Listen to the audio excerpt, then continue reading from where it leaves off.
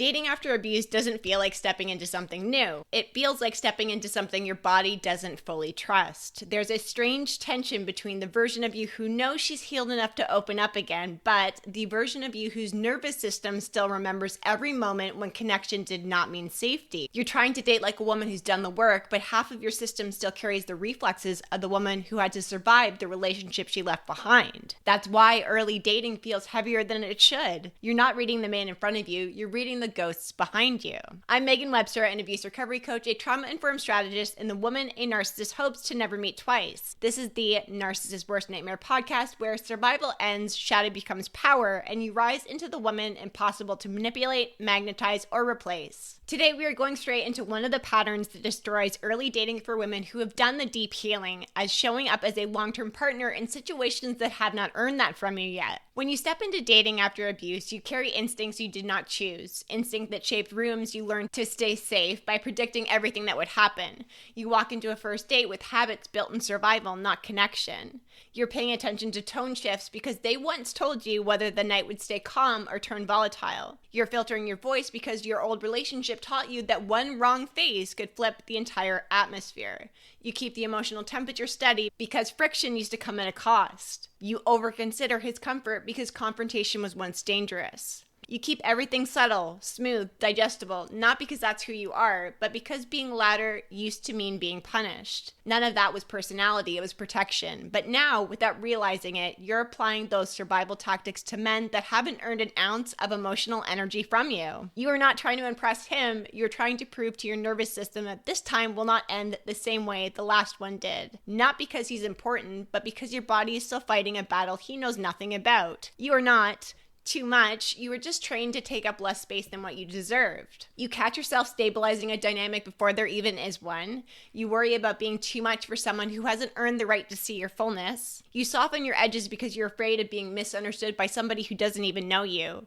And you prioritize harmony with someone who hasn't even shown you their baseline. This is not dating, that is your muscle memory. Early dating was never meant to be a place where you manage anything. It's the phase where you sit back and let someone show you who they are, when you're not carrying the weight of emotional connection. It's observation, not effort. It's discernment, not devotion. It's pacing, not merging. And when you remember that, you stop walking into the talking stage like someone who has something to prove. You walk in like someone who understands that your job is not to impress, your job is to be a witness. One of the hardest patterns to break after abuse is emotional over-responsibility. Your history makes you believe that honesty must be softened, boundaries must be padded, and directness must be wrapped in care to be acceptable. So after a couple of dates, you start treating the connection like it deserves an emotional dissertation. You adjust your tone, you soften the truth, you protect him from disappointment even though he's never protected you. You feel guilty for not wanting someone you barely know. You keep trying to exit with grace, but grace is not your problem. Over-responsibility is. You're not protecting him from pain. You're protecting yourself from the version of you who was punished for being honest. And the men you're worried about hurting couldn't carry you even if you stayed.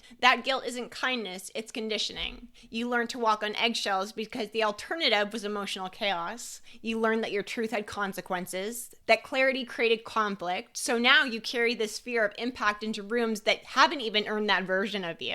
Your new truth is simple. Ending a two-date connection does not require architecture. It doesn't require a rehearsed explanation, gentle cushioning, or emotional hand-holding. The right kind of man doesn't want an emotional performance. He wants you to be clear. I am not feeling the connection I need. Clean, regulated, honest. Boundaries are not cold when they're spoken from a grounded place. Directness is not harsh when it's rooted in truth. And the men who can meet you, the ones emotionally equipped for a woman like you, won't punish you for choosing yourself. The moment you stop cushioning your exit, you stop dating like the hurt version of you and start dating like the healed one. This is where women who have done the healing start to betray themselves without even realizing it. You enter early dating thinking you're being open and available, when what you're actually doing is offering emotional intimacy before the foundation exists. Instead of observing whether a man has the capacity to meet you, you slip into nurturing mode. Instead of letting the connection unfold, you start tending to it like a relationship instead of giving it space for compatibility to prove itself, you fill the space with empathy, understanding, and effort that he has not earned. You catch yourself adjusting your schedule, offering emotional support, matching vulnerability way too fast, interpreting inconsistency with generosity instead of discernment, and holding space for someone who hasn't built anything with you. Your empathy is so powerful, but misused empathy is self-betrayal. You are not wrong for caring. You're wrong for caring before you know who's standing in front of you. Your nurturing didn't ruin the dynamic. His lack of capacity did. You just got there too early to notice. Not because you're trying to be loved, but because your nervous system associates emotional investment with control. If you give enough, anticipate enough, show up enough, maybe you will keep yourself safe from disappointment. But dating isn't meant to be stabilized, it's meant to be evaluated. Your emotional depth is not supposed to be the entry point, it's supposed to be the reward. Your presence isn't supposed to be the audition, it's supposed to be the standard. And your heart isn't supposed to be the offering, it's supposed to be the filter. When you hold that, early dating becomes peaceful because you're not trying to earn anything. You're not trying to maintain anything. You are simply watching, and what you see changes everything. There's a moment, and every woman knows it, where you feel yourself accelerating. You want clarity, definition, direction. Not because this man has done anything profound, but because your system is trying to get ahead of the unknown. You label it excitement, but underneath the surface is something older. The need to avoid insecurity, the need to anchor, the need to escape ambiguity, because ambiguity feels like instability and instability feels like danger. So that pull towards certainty is not your intuition, it's your trauma replaying itself. The urgency you feel is not romance. It's your body trying to outrun the part of you that once begged to be chosen. You are not bonding, you are bracing. You're not falling, you are forecasting. You are not feeling fate, you're feeling fear. Your body remembers the emotional unpredictability. It remembers how quickly things used to shift. The punishment that followed speaking your needs. The betrayal that came out of nowhere. The moments where connection turned into confusion without any warning. So now, sitting across from someone new, your inner system reacts first. You bond early not because he's your match, but because more time with uncertainty feels like more time vulnerable to pain.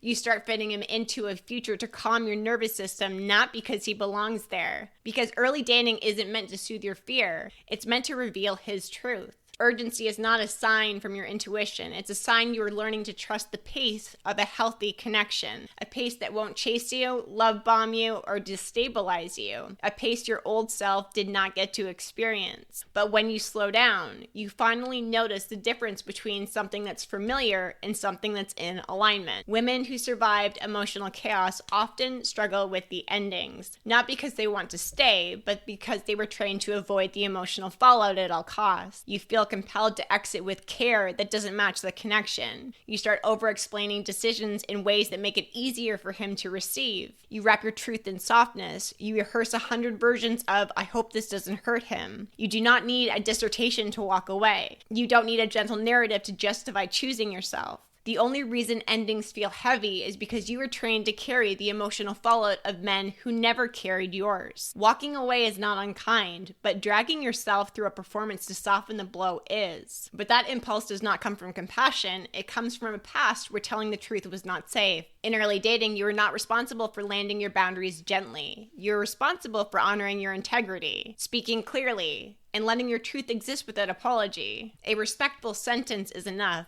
A concise message is enough.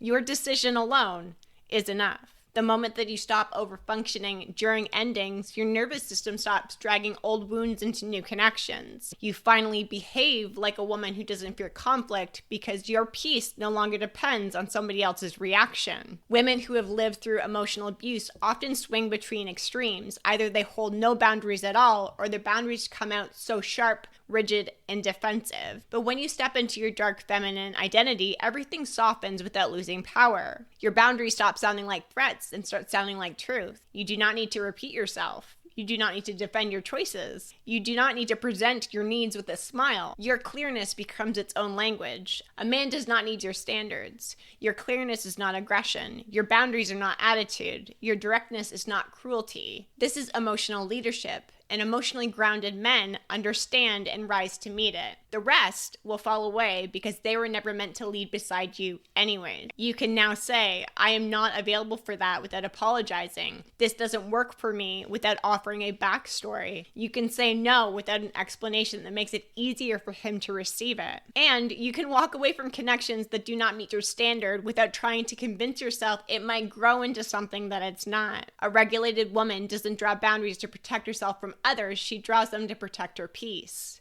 And because her boundaries are grounded, not reactive, only emotional mature men approach and the rest remove themselves immediately. This is the moment where dating stops feeling like a gamble and starts feeling like a powerful choice. The black cat woman does not chase her peace, she creates it by refusing to abandon herself. Her power isn't in her edges, it's in her restraint. She doesn't fear losing a man, she fears losing the woman she's become. And that's the part that makes her impossible to replace. Dating becomes peaceful not because men change, but because she refuses to abandon herself again. She's dating from a seat of power, not the residue of her past. One of my clients came to me in a panic over ending a connection she didn't even want. The man was pleasant, polite, and fundamentally mismatched, but her guilt spiraled, not because she felt anything for him, but because ending things felt like a test she didn't want to fail. She was drafting paragraph after paragraph explaining her thought process. Each version she tried to write was softer than the last. She kept trying to find a language that made her decision less uncomfortable for him, a man she barely knew. When I asked her why the exit of this felt so heavy for her, she started to cry before she could even answer. And in that moment, her real truth surfaced. She was not trying to protect him. She was trying to protect the version of herself